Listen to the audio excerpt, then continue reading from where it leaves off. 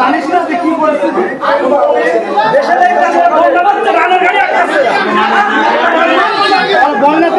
সমস্ত দাবি দাবা মানা হয়েছিল, তোমার ছেলে মাথা নাই।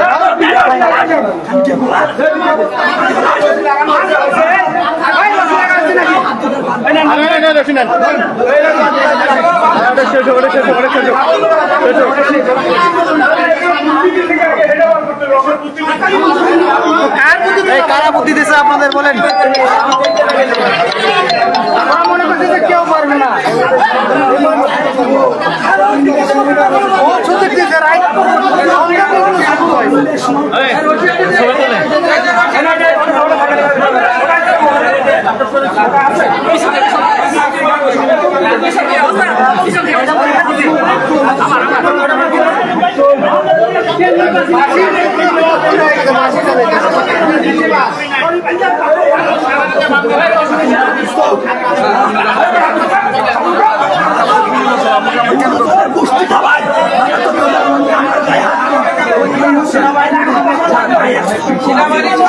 এই মুহূর্তে আমরা সচিবালয়ের ভিতরে আছি। দেখেন তারা যে গেট পার হয়ে ঢুকেছে, এই যে দেখেন তাদের অবস্থা, ঠিক আছে?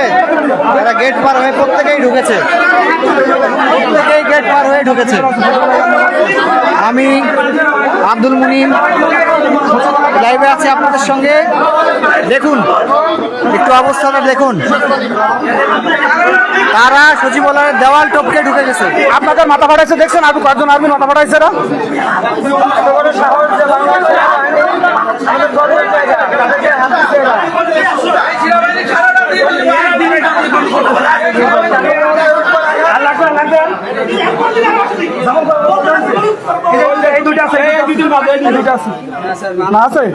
ডাবল দেন, দরকার হলে ডাবল দেন। এদেরকে জিজ্ঞেস করেন জাতীয় প্রসিডিউর কি, এটাও জানে না, চলে আসছে আন্দোলনে। জিজ্ঞেস করেন এটা পাঠাইছে কে, এটা হলো মেন, এটা নিয়ে আসছে কে, জাতীয়করণের প্রসিডিউর কিভাবে করে, কিভাবে করে জানাস?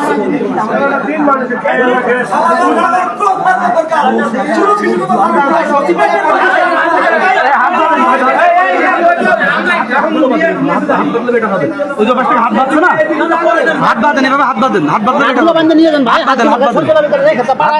জ্ঞানজাম করতে পারবেন না, লোড আছে না, মাঝখান নিয়ে যাবেন।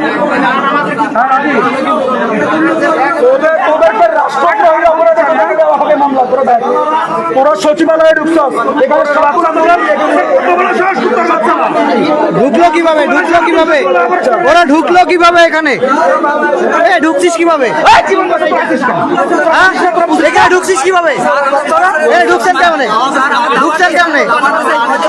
ধাওয়া দিছে তার আগে পালাইতে পারেন না, এখন দাবি মানছে না? আপনাদের দাবি মানা হয়েছে কিনা বলেন? কেন জানবেন না আপনারা? আপনাদের দাবি মানার পরেও আপনারা এখানে কেন থাকলেন? ঠিক আছে,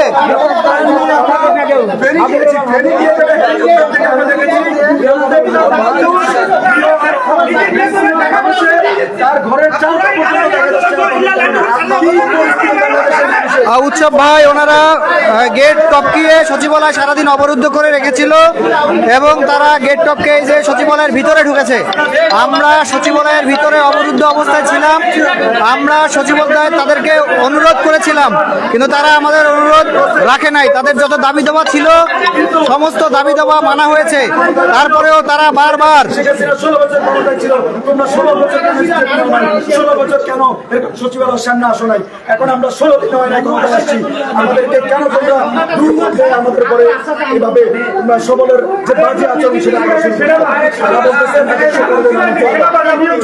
রাজস্বের বিষয়ে তাদেরকে সিদ্ধান্ত দেওয়া হলো, তারপরে তারা আমাদের সেনাবাহিনীর উপর তারা অ্যাটাক করছে।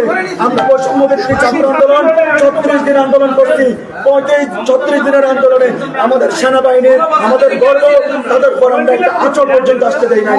আজকে তারা আমাদের এই সেনাবাহিনীর গায়ে হাত দিয়েছে, তখন আমাদের সার্জিস ঘোষণা দিয়েছে যে সবাই আমি সার্জিস হাসনা তাদের আসিফ